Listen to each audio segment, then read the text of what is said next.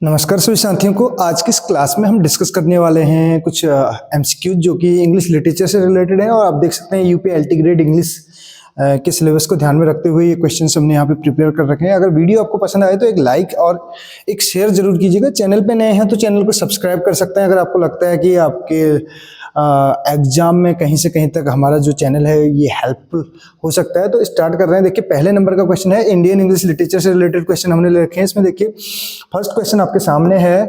इसमें क्या कहा जा रहा है, who is the author of Kanthapura. Kanthapura के ऑथर कौन है ये पूछा जा रहा है। कांथापुरा की अगर बात की जाए तो ये पब्लिश हो रखा है 1938 में। कब पब्लिश हो रखा है? 1938 में पब्लिश हो रखा है ये वर्क। और ये वर्क किसका है? अगर इस वर्क की बात की जाए तो ये राजा राव का है। किसका है? राजा राव का है और गांधीयन फिलोसॉफी पे आधारित है। और अचक्का नाम की इसमें नरेटर रहती है, ठीक है। मूर्ति नाम का मेन कैरेक्टर भी इसमें आपको देखने को मिलेगा। तो 1938 में जो है ये आपको देखने को मिलता है, वो का रखा है कांथापुरा। और मूर्ति जो है गांधीयन फिलोसॉफी पे ही जो है, यानी कि गांधी जी की जो विचारधारा है, आइडियोलॉजी, उसको फॉलो करते हुए चलता है, ठीक। तो कांथापुरा, ठीक, 1938 राजा राव ने लिखा है। और यहीं पे अगर हम बात करें जो तीन हमारे पास राइटर हैं इसमें आर के नारायण, राजा राव और मुल्कराज आनंद, इनको trio of Indian English literature कहा जाता है। क्या कहा जाता है? Trio of Indian English literature इनको कहा जाता है। इंडियन इंग्लिश लिटरेचर की अगर बात की जाए तो उसमें इनको ट्रियो के नाम से जाना जाता है। इंग्लिश लिटरेचर की बात कर रहे हैं, इंडियन इंग्लिश लिटरेचर की, ठीक है। तो तिकड़ी के नाम से जाना जाता है इनको। तीन ये हैं जिसमें आर के नारायण द गाइड के लिए जाने जाते हैं, राजा राव कांथापुरा आपने देखा, सरपेंट एंड द रोप, और मुल्कराज आनंद कूली, अनटचेबल, ये इनके वर्क हैं। तो पहला क्वेश्चन जो था हमने इसके बारे में डिस्कस किया। इसके साथ साथ अगर कुछ एडिशनल चीज़ें हम इसमें करने की कोशिश करें तो आर के नारायण को बात करें यहाँ पे, इसमें साहित्य अकेडमी की अगर बात करूँ तो साहित्य अकेडमी अवार्ड भी मिल रखा है, ठीक है। साहित्य अकेडमी की बात कर रहे हैं, ठीक, साहित्य अकेडमी, ठीक। तो इसमें देखिए आर के नारायण को मिलता है साहित्य अकेडमी 1960 में मिलता है इनको, ठीक है। और किसके लिए मिलता है? द गाइड के लिए मिलता है। राजा राव को मिलता है 1964 में मिल रखा है इनको, the serpent and the rope करके, जो कि 1960 में पब्लिश है। ध्यान दीजिएगा, the serpent and the rope करके है, 1960 में वो पब्लिश होता है, उसके लिए 1964 में इनको मिलता है। मुल्कराज आनंद को मिलता है 1971 में, और ये किसके लिए मिलता है? मॉर्निंग फेज के लिए। तो ये तीनों चीजें आपको ध्यान रखनी है। आर के नारायण को मिलता है 1960 में, जो कि इनका वर्क था द गाइड, 1958 में पब्लिश हुआ था। और अगर बात करें राजा राव को मिलता है 1964 में, इनका जो वर्क कौन था the serpent and the rope, जो कि 1960 में पब्लिश है, और 64 में उसके लिए साहित्य अकेडमी मिलता है। मुल्कराज आनंद मॉर्निंग फेज के लिए मिलता है 1971 में। ये चीज आपको ध्यान रखनी है। बढ़ेंगे नेक्स्ट क्वेश्चन की ओर। अगर एक्सप्लेनेशन आपको पसंद आए और ये जो हमारे क्वेश्चंस हैं इसके बेस पे अगर जो भी जितने भी मेन इंपॉर्टेंट फैक्ट्स बनेंगे वो भी हम आपको कराते हुए चलेंगे, ताकि आपका एक रिवीजन भी हो सके। और दूसरा देखिए अनटचेबल की बात करें तो deals mainly with the theme of, तो किस थीम से ये मेनली जो है डील करता है। अनटचेबल में अगर बात करें, मैं यहाँ पे अगर वर्ड फॉर्मेशन की बात करूँ तो एक वर्ड है हमारे पास टच मेन वर्ड है, उसमें एबल लगा है, ठीक है। और ये है आपका सफिक्स जो अंत में लगता है, पहले लगा है अनटचेबल। यानी कि अनटचेबल की बात की जाए तो अस्पृश्यता बोला जाता है, अस्पृश्यता बोला जाता है। और यहाँ से एक क्वेश्चन और भी आप लर्न कर सकते हैं। अनटचेबिलिटी का जो अंत है, अस्पृश्यता का अंत जो है आर्टिकल 17 है, ये भी आपको ध्यान रखना है। Untouchable deals mainly with the theme of, किस थीम से डील करता है? पार्टीशन से करता है। पार्टीशन से अगर बात करें, ट्रेन टू पाकिस्तान, किसका वर्क है ये आपको बताना है, ठीक है। और फ्रीडम मूवमेंट नहीं है। कास्ट डिस्क्रिमिनेशन इसका करेक्ट आंसर हो जाएगा। कास्ट डिस्क्रिमिनेशन का मतलब है जो जाति से रिलेटेड अगर विभेदीकरण बोले, ठीक है, तो जातिगत भेदभाव, तो उससे रिलेटेड है ये अनटचेबल, ठीक है। अनटचेबल कब पब्लिश हुआ था ये आपको बताना है। अनटचेबल पब्लिश कब हुआ था ये आपको बताना है। किसका वर्क है? ये भी मुल्कराज आनंद का है, ठीक है। नेक्स्ट क्वेश्चन की ओर बढ़ रहे हैं। अगला क्वेश्चन क्या कहते हैं, देखिए क्वेश्चन नंबर 3 आपके सामने है। इसमें पूछा जा रहा है द गाइड के बारे में, और गाइड से रिलेटेड अगर बात करें, the guide is written by, तो किसके द्वारा लिखा गया। बहुत आसान सा क्वेश्चन है, आर के नारायण के द्वारा लिखा गया है। आर के नारायण के द्वारा लिखा गया है। सलमान रश्दी किसके लिए जाने जाते हैं, सलमान रश्दी जाने जाते हैं मिडनाइट चिल्ड्रन के लिए, ठीक है। मैन बुकर भी मिल रखा है, ये बाद में बात करेंगे। इसके अलावा राजा राव कांथापुरा के लिए जाने जाते हैं। अमिताभ घोष किस लिए जाने जाते हैं, आपको बताना है, ठीक है। बढ़ेंगे नेक्स्ट क्वेश्चन की ओर, और ये आर के नारायण गाइड 1958 में हमने कहा ये रिटन पब्लिश, ठीक। और मैं पी कर दे रहा हूँ, और इसके लिए 1960 में मिल रखा है साहित्य, ठीक है। ये भी आपको ध्यान रखना है। और गाइड, इसमें राजू नाम का कैरेक्टर आपको देखने को मिलेगा, ठीक है। अदर कैरेक्टर भी मेन की बात कर रहे हैं, ठीक है। हु रोट कुली, कुली किसने लिखा, कुली किसने लिखा, कुली लिखा है किसने, मुल्कराज आनंद ने, कि भवानी भट्टाचार्य ने, खुशवंत सिंह ने लिखा है। खुशवंत सिंह ट्रेन टू पाकिस्तान जो हम बोल रहे थे पार्टीशन पे आधारित है, मनोहर मंगोलकर ने, ठीक है। मालगुंकर दे रखा है, ठीक है इसमें।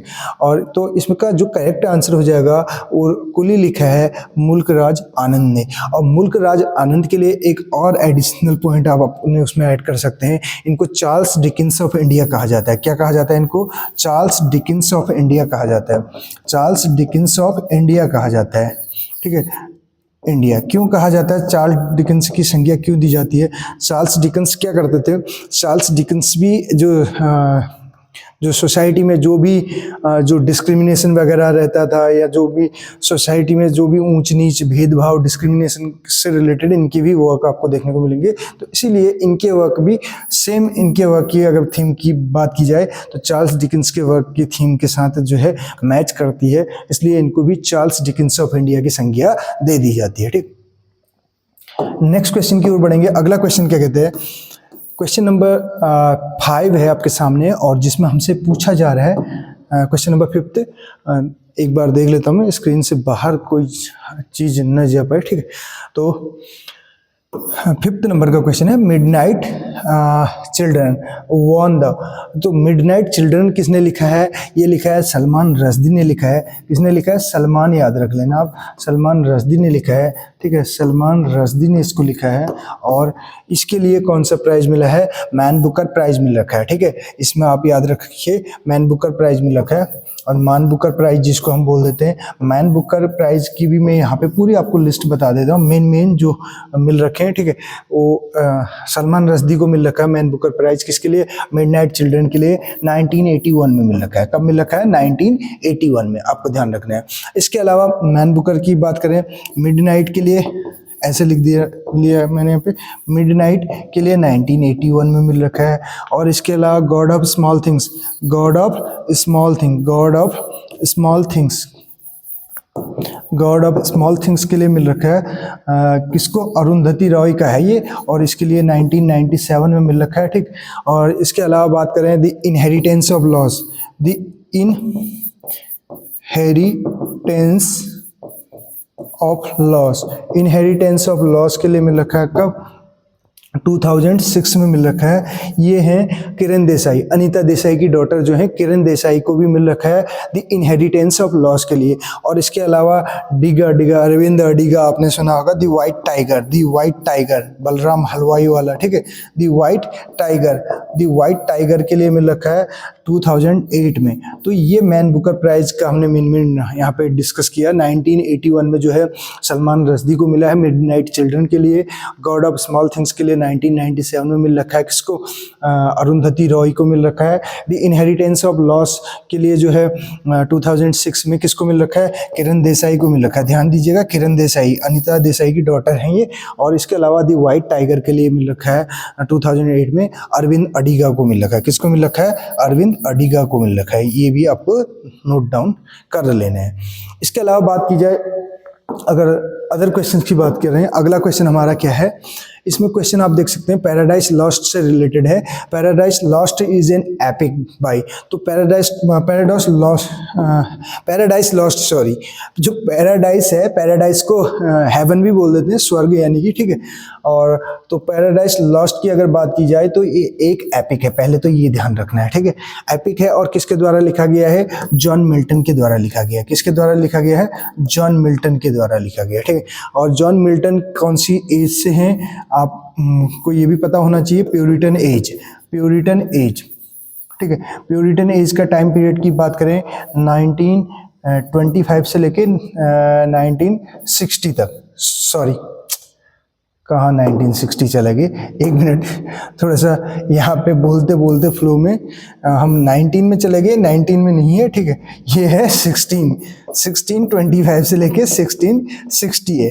तो इसके लिए जो है सॉरी कहना चाहूँगा फिर क्योंकि 19 का ही चल रहा था अभी तक जिक्र, तो 19 ही बोलते बोलते मुंह से निकल गया था। वो 1625 है, ठीक है। 1625 से 1660 है, क्योंकि 1625 से कैरोलिन एज भी चलती है, आपको पता है, ठीक। 1625 से 1649 तक हमारी कैरोलिन एज चलती है। 1625 से लेके 1649 तक कैरोलिन एज चलती है। और फिर उसके बाद 49 से लेके आपको पता है 1649 से लेके 1660 तक जो है कॉमनवेल्थ एज कहा जाता है। तो इसके बीच में ही मतलब अगर ये बात करें तो ओवरलैप कर रही है वाली एज हमारी प्यूरिटन एज। तो और मिल्टन का है पैराडाइज लॉस्ट 1667 में जो है ओरिजिनली पब्लिश्ड है, ठीक, 10 बुक्स में। और उसके बाद फिर जो है बाद में 12 बुक्स में कब पब्लिश होता है ये आपको बताना है।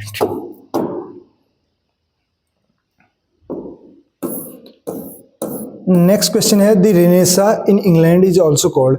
इंग्लैंड में रेनेसा को और किस नाम से जाना जाता है? रेनेसा यानी कि पुनर्जागरण, ठीक है, revival of art, revival of art, ठीक है। In England is also called, तो क्या कहा जाता है इसको? विक्टोरियन एज कहा जाता है, एलिजाबेथन एज, ऑगस्टन एज या रोमांटिक एज? तो इसको एलिजाबेथन एज कहा जाता है।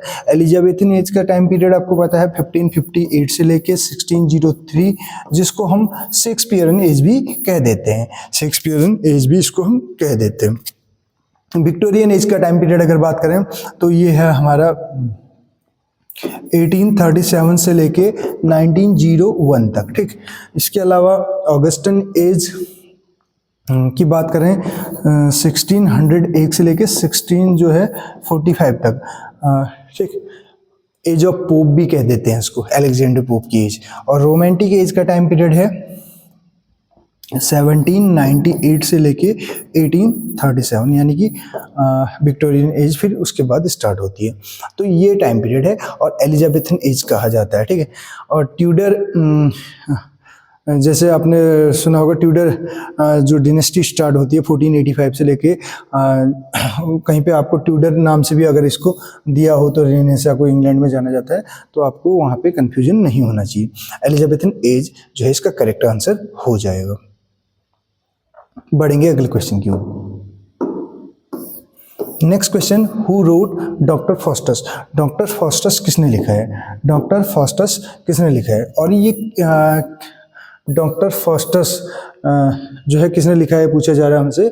शेक्सपियर, बेन जॉनसन, मॉलो, क्रिस्टोफर मॉलो और वेबस्टर। तो क्रिस्टोफर मॉलो इसका करेक्ट आंसर हो जाएगा, जो कि टेम्बरलिन द ग्रेट के लिए भी जाने जाते हैं।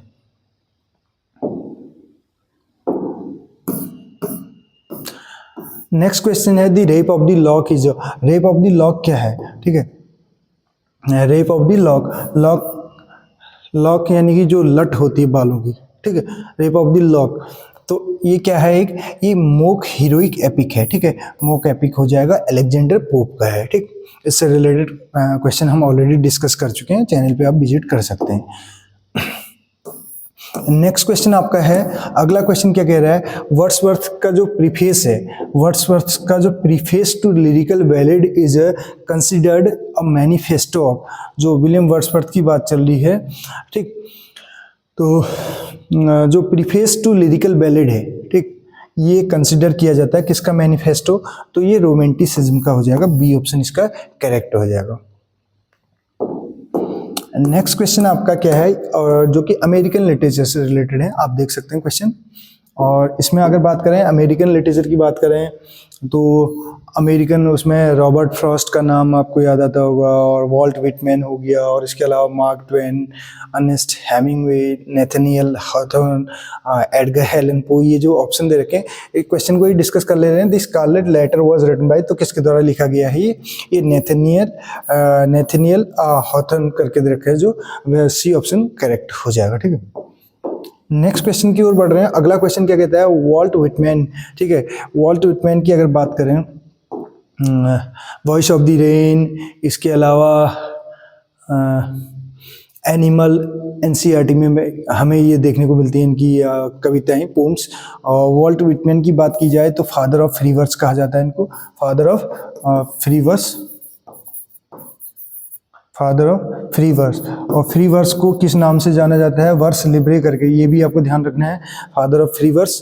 तो मैंने बताया था फ्री वर्स क्या होता है। फ्री वर्स का मतलब ऐसा नहीं कि यहाँ पे राइम और जो है वर्स मीटर होगा ही नहीं, ऐसा नहीं है, लेकिन एक किसी रेगुलर राइम स्कीम या उसको फॉलो ये नहीं करेगा, तो इसलिए फादर ऑफ फ्री वर्स इनको कहा जाता है।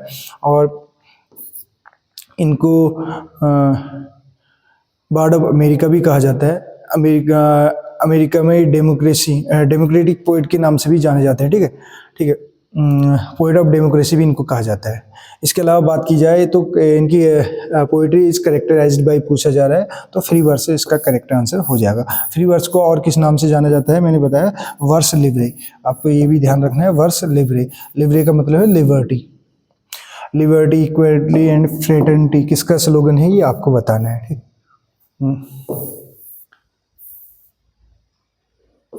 नेक्स्ट क्वेश्चन आपके सामने है। इसमें पूछा क्या जा रहा है हमसे, the Old Man and the Sea deals with.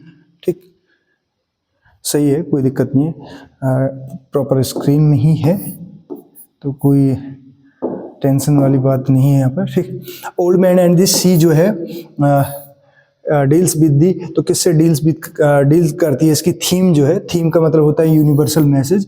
ठीक है, ये भी हमने बताया था, जैसे नोबेल में PCNST। ठीक, प्लॉट, कैरेक्टर, नरेशन, सेटिंग और थीम। ठीक है, प्लॉट से रिलेटेड अगर बात करें तो प्लॉट और स्टोरी में भी अंतर बताया था। प्लॉट क्या होगा, ये स्टोरी अगर बात करें तो एक लीनियर उसमें चलेगी, प्लॉट जो है नॉन लीनियर होगा कहने का मतलब। ठीक है, और इसके अलावा बात करें प्लॉट का एक मीनिंग होता है षड्यंत्र, एक प्लॉट जमीन का टुकड़ा भी होता है, अभी ये भी ध्यान रखना। कैरेक्टर, राउंड और फ्लैट कैरेक्टर की बात करें, एस्पेक्ट्स ऑफ द नोवेल, ठीक, उसमें जो है राउंड और फ्लैट कैरेक्टर का जिक्र हमें देखने को मिलता है। किसका वर्क है ये आपको बताना है।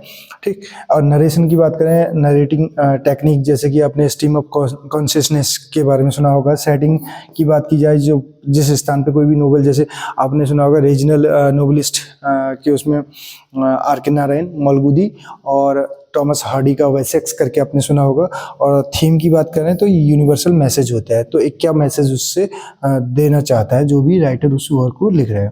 ठीक, तो इसमें हम बात करें ओल्ड मैन एंड सी जो डील करता है ये सर्वाइवल एंड एंड्योरेंस को करता है। एंड्योरेंस क्या होता है, एंड्योरेंस अगर वन वर्ड सब्स्टिट्यूशन में बोलें, एक ऐसी कैपेसिटी टू कंटिन्यू बोल सकते हैं, capacity to continue without giving up. किसी चीज को क्या करना, यहाँ पे लिख दे रहा हूं मैं, capacity to continue, capacity to continue without giving up, बिना हार माने जो है कंटिन्यू चलने की जो सामर्थ्य है उसको बोलते हैं एंड्योरेंस। सर्वाइवल तो आपको पता है, सर्वाइवल ऑफ द फिटेस्ट, ये थियरी किसने दी थी ये भी आपको बताना है। ठीक है,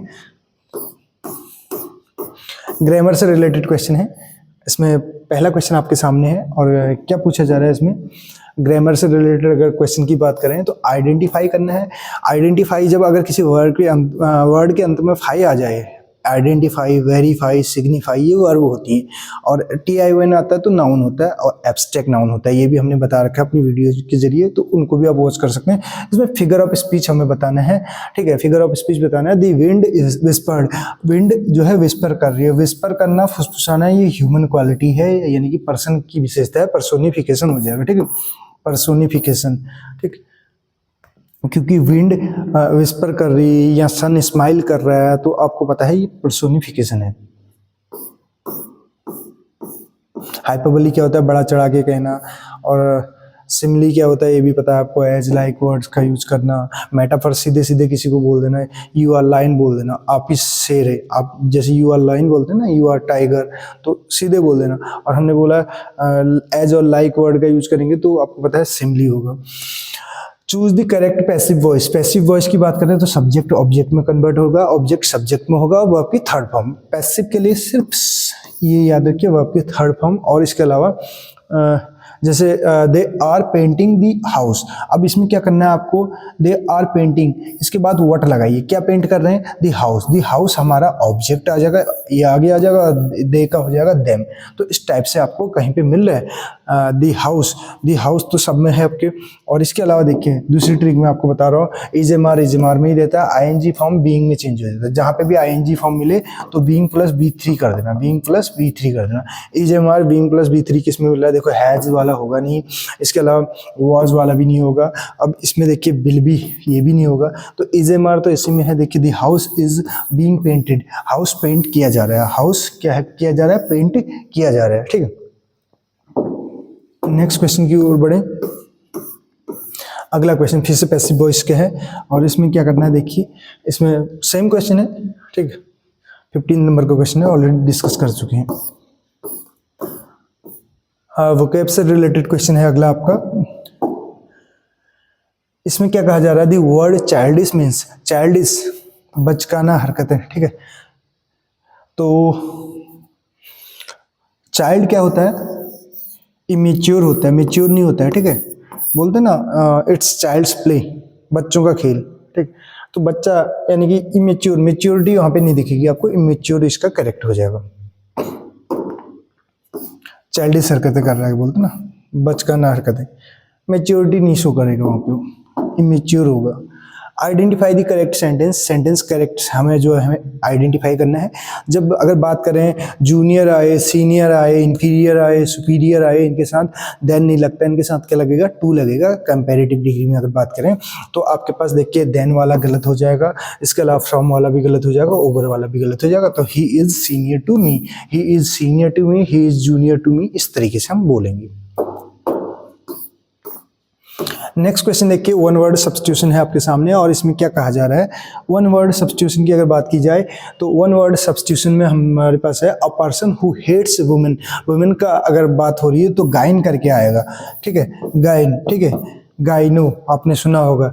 डॉक्टर की अगर बात करें तो फिलेंथ्रोपिस्ट होता नहीं है। ठीक है, फिल का मतलब होता है लवर से। ठीक, यहाँ पे हेट हो रहा है, हेट, हेट अगर हेट वर्ड आ जाए तो मिस आ जाए। अब देखिए मिस और गाइन कहाँ पे मिल रहा है आपको, सीधे सीधे मिल जाएगा। देखिए मिस एंथ्रोप नहीं होगा, ठीक है, फेमिनिस्ट नहीं होगा, मिस और गाइन मैंने दोनों वर्ड बताया था। इस्ट का मतलब होता है पर्सन, यानी कि मिस करना, हेट करना, मिसो यानी कि हेट करना किससे, महिला से, गाइन से, इस्ट पर्सन ऐसा कोई व्यक्ति जो महिलाओं से नफरत करता है। A person who hates women तो क्या कहलाएगा, मिसोगाइनिस्ट कहलाएगा।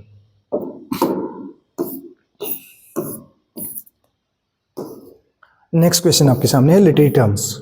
लिटरेरी टर्म्स से रिलेटेड क्वेश्चन है, और इसमें क्या कहा जा रहा है देखिए, क्वेश्चन नंबर 19 है, अब पोएम मोर्निंग, मौन करना, शोक मनाना किसी की डेथ पे। ठीक है, समवन डेथ, तो आपको पता है शोक से रिलेटेड अगर बात करें तो एलेजी होता है। क्या होता है, एलेजी होता है। ठीक, elegy written in a country churchyard किसने लिखा है आपको बताना है। एक और बताना, दो चीजें मैं आपको यहाँ पे, दो क्वेश्चन आपके लिए छोड़ के जा रहा हूँ। एक है आर्थर हेनरी हैलम की डेथ पे लिखा है। ठीक है, आर्थर हेनरी हैलम की डेथ पे लिखा है, तो किसने लिखा है वो आपको बताना है, एलेजी। और दूसरा लिखा है आर्थर यूक्लो की डेथ पे लिखा है। तो ये दो एलेजी आपको और बतानी है किस किसने लिखी है, AHC आर्थर यूक्लो और आर्थर हेनरी हैलम, इन दोनों की डेथ पे जो है एलिजीज लिखी गई हैं, वो किसके द्वारा लिखी गई हैं ये आपको बताना है। ठीक है, और इसके अलावा elegies written in a country churchyard, ये भी किसने लिखा है, ये क्वेश्चन भी आपके लिए है। एलिजी से रिलेटेड 3 क्वेश्चन आपके लिए यहाँ पे छोड़ रखे हैं, जरूर सर्च कीजिएगा, नहीं पता है तो जरूर नेक्स्ट वीडियो में मेरे को याद दिलाएगा कॉमेंट के जरिए, तो कोशिश करूंगा कि अगली वीडियो में जो है कवर कर दो। The theory of catharsis, catharsis क्या होता है ये आपको बताना है। ठीक है, कैथारसिस क्या होता है ये भी आपको बताना है। तो ये किसने दे रखा है ये हम बता रहे हैं, अरिस्टोटल। और अरिस्टोटल कौन थे? अरस्तु, जिन्होंने कहा था स्वस्थ शरीर में ही स्वस्थ मस्तिष्क का निर्माण होता है। क्या? Healthy mind exist in a healthy body. ठीक है, ये आपको ध्यान रखना है। अरिस्टोटल कौन थे? इनका अगर मैं बताऊं तो स्पा याद रख लेना, स्पा। सोक्रेट, प्लेटो और अरिस्टोटल। सुकरात सोफिस्ट, घुमंतू के नाम से जाने जाते थे। ठीक है, इनके शिष्य थे प्लेटो, जो कि आदर्शवाद के लिए जाने जाते हैं। ठीक, और प्लेटो रिपब्लिक बुक भी लिख रखी है, और इनके शिष्य थे अरिस्टोटल। ठीक, बढ़ेंगे नेक्स्ट क्वेश्चन की ओर।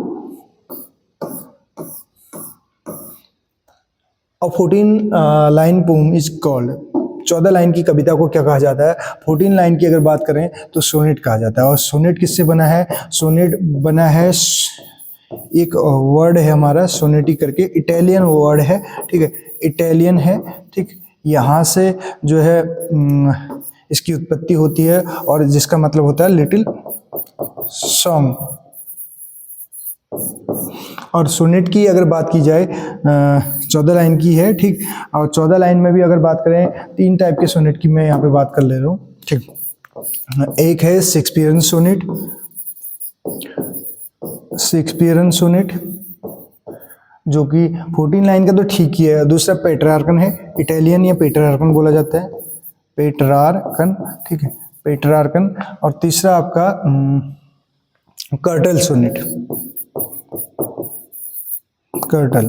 ठीक है, ये जीएम हॉपकिंस ने, ठीक है, जीएम हॉपकिंस। और ये कर्टल सोनेट होता है 10 ये 10 यानी कि 10 होल्स 1/2 कहने का मतलब है, या 11 लाइन का भी आपको कहीं कहीं पे देखने को मिल जाएगा, 11 लाइन्स का। तो ये कर्टल सोनेट है, जीएम हॉपकिंस। ठीक है, अगर मैं सही हूं तो स्प्रिंग रिदम भी आपने सुना होगा, उनका संबंध भी हॉपकिंस से ही है। पेट्रार्कन सोनेट फ्रांसिस्को पेट्रार्क करके हैं, इटालियन सोनेट के नाम से भी जाना जाता है। ठीक है, और इटालियन सोनेट की अगर बात करें, इस पेट्रार्कन सोनेट की बात करें, तो पेट्रार्कन जो सोनेट है मैं इसकी बात कर रहा हूँ, इसमें एक ऑक्टेव होता है और एक सेस्टेट होता है। ऑक्टेव 8 लाइन का हो गया और सेस्टेट 6 लाइन का हो गया। पेट्रार्कन सोनेट की ही राइम स्कीम की बात करें, पेट्रार्कन सोनेट की राइम स्कीम होती है अब्बा अब्बा, अब्बा अब्बा, सीडीसी, सीडी सीडी या सीडीसी, सीडीसी, डीसीसी या सीडीडी करके ऐसे आपको देखने को मिलेगा। और दूसरी अगर बात करें, जो शेक्सपियरन सोनेट है उसमें आपको 3 क्वार्टरेंस देखने को मिलते हैं, 3 क्वार्टरेंस और 1 कपलेट, यानी कि आपका A B C D E F और जी करके लास्ट में ये कपलेट, दोहा जिसको बोलते हैं। ठीक, तो ये शेक्सपियरन सोनेट की राइम स्कीम है, जिसको इंग्लिश सोनेट भी कह दिया जाता है। नेक्स्ट क्वेश्चन आपका है, कितने सोनेट लिखे थे विलियम शेक्सपियर ने? ये तो सिंपल सा क्वेश्चन है आपके लिए। ठीक, who wrote Waiting for Godot, Waiting for Godot किसने लिखा है? ये लिखा है हमारे सैमुअल बेकेट साहब ने, सैमुअल बेकेट। आपने सुना होगा, एब्सर्डिटी पे है आधारित, जिसको क्या बोलते हैं, मीनिंगलेसनेस ऑफ लाइफ करके। ठीक है, सैमुअल बेकेट। और सैमुअल बेकेट को मिल रखा है, नोबेल प्राइज की बात करें तो 1619 में मिल रखा है, और ये आयरिश हैं। इतना काफी है। आयरलैंड के जब बात आती है, जीबी शॉ, सैमुअल बेकेट और सिमसिनी, जिनको सेकंड WB ईट्स ऑफ जो है आयरलैंड भी कहा जाता है, जिन्होंने बीओल्फ का इंग्लिश ट्रांसलेशन किया था। 1995 में सिमसिनी को मिलता है, 1925 में मिलता है जॉर्ज बर्नार्ड शॉ को, और 1923 में मिलता है आपका WB Yeats, William Butler Yeats, जिनको स्लीगो पोएट कहा जाता है, सेकंड कमिंग के लिए जाने जाते हैं। और इसके अलावा सैमुअल बेकेट 1969। ये 4 पोएट हैं, यानी कि 4 पोएट या प्लेराइट जो आप कहें, इनको आयरलैंड के हैं। और बात करें नोबेल प्राइज़ की तो हम ऑलरेडी इससे रिलेटेड बहुत बार वीडियोज़ में बता चुके हैं कि कब किसको मिल रखा है। 7 में मिल रखा है रुडयार्ड किपलिंग को, ईफ जंगल किम्बल ओहारा, ठीक। और 1913 में रविन्द्रनाथ टैगोर, 23 में W.B. येट्स, 25 में आपके जो है G.B. शॉ, और इसके अलावा बात करें 32 में गाल्सवर्थी, 36 में यूजीन नेल, और इसके अलावा बात करें 1948 में T.S. एलियट, 49 में फॉकनर, और 50 में आपके बर्ट्रैंड रसेल, 54 में अर्नेस्ट हेमिंग्वे, और 57 में अल्बर्ट कामू, और 69 में हमने बात की अभी सैमुअल बैकेट की। इसके अलावा 1995 में बात करें तो सीमस हीनी, 1983 में गोल्डिंग। तो इस तरीके से आप जो है नोबेल प्राइज़ का भी पूरा मेन याद कर सकते हैं, क्योंकि एक क्वेश्चन नोबेल प्राइज़, एक क्वेश्चन साहित्य अकेडमी, मैन बुकर, अगर इस तरीके से आप याद करते हैं तो कहीं ना कहीं आप जो है अपने इतने टॉपिक को जो है क्लियर करते जाएंगे। स्ट्रीम ऑफ कॉन्शियसनेस ये एक टेक्निक है, नरेटिव टेक्निक है, ठीक है। और इसमें अगर बात की जाए तो एसोसिएटेड है किससे है, विक्टोरियन नोबेल से नहीं है, मॉडर्न नोबेल से हो जाएगा। ये जो है बी ऑप्शन करेक्ट हो जाएगा। स्ट्रीम ऑफ कॉन्शियसनेस की बात करें तो वर्जीनिया वुल्फ का नाम तो आपने सुनना ही होगा, ठीक है। Next, arms and the man is play by. तो आर्म्स एंड जो मैन है ये किसका प्ले है? आर्म्स एंड द मैन ये है आपका G.B. शॉ का, जॉर्ज बर्नार्ड शॉ का, ठीक। ऑलरेडी बता चुके हैं 1925 में इनको क्या मिला है, नोबेल भी मिला हुआ है। पिग्मेलियन करके भी है इनका वर्क, ठीक। अदर टाइटल क्या है उसका वो आपको बताना है। विच लास्ट क्वेश्चन है, देखिए जो कि 25 क्वेश्चन ही ले रखे हैं। जरूर बताएगा कि आपको ये वीडियो कैसी लगी। इस वीडियो के जरिए जो है बहुत सारी चीज़ें मैं ऐसी उम्मीद करता हूँ कि आपकी जो है रिवाइज हुई होंगी और बहुत सारी चीज़ें आपको कुछ नई भी सीखने को मिली होंगी। विच मूवमेंट है आंदोलन, ठीक है। जो कौन सा जो मूवमेंट था एसोसिएटेड था T.S. एलियट से related, Thomas Stearns Eliot. T.S. Eliot की बात करें तो टॉमस स्टर्न एलियट हैं, और ये किससे रिलेटेड है तो मॉडर्निज्म से हो जाएगा करेक्ट आंसर। और टॉमस स्टर्न एलियट की बात करें 1922, द वेस्टलैंड आपने सुना होगा। The waste land, April is the cruellest month, और 5 सेक्शन हमने बात कर रखी है इसके बारे में। 1922 में ही जेम्स जॉयस का नोबेल क्या था उसका नाम आपको बताना है। और सेम टाइटल जो है एक कविता भी है टेनिसन की, ये भी आपको पता होना चाहिए। तो टाइटल क्या था 1922 में? 1922 में पब्लिश 3 इम्पोर्टेंट वर्क को आपको बताना है। एक हमने बता दिया, 2 आपको बताने कमेंट बॉक्स के जरिए। मिलते हैं अगली क्लास में। क्लास आपको कैसी लगी जरूर बताइएगा, एक लाइक जरूर कीजिएगा। बहुत से साथियों को ऐसा लगता है कि फिंगर में कहीं ना कहीं दर्द है। मैं कल भी देख रहा था, इससे पहले वाली वीडियो भी अगर 2000 एक वीडियो में भी देख रहा था, लगभग 2000 के आसपास अभी हाल ही में मैंने बनाई थी, व्यूज आ रखे हैं उसमें, और उसमें लाइक कि वो देखेंगे आप, आपको खुद हंसी आएगी। तो ऐसा फिलहाल ऐसा तो नहीं करना चाहिए, क्योंकि जब वॉच टाइम भी पूरा उसमें देखने को मिल रहा है कि पूरी वीडियो भी वॉच की जा रही है, तो एक लाइक करने में कुछ नहीं जाता है। फिर से कह रहा हूँ, अगर वीडियो पसंद आती है तभी कीजिएगा, नहीं आती तो कोई दिक्कत नहीं, उससे कोई फर्क नहीं पड़ने वाला, क्योंकि मैं अपना काम कंटिन्यू करने वाला हूँ। और सीरीज अगर आपको अच्छी लगी हो तो ज़रूर बताएगा। आगे अगर आप चाहते हैं इसी टाइप की वीडियोज आपको फिर से यहाँ पे देखने को मिले, तो आपका जो है फीडबैक, आपका रिस्पॉन्स बहुत मायने रखता है। मिलते हैं अगली क्लास में। Thank you so much.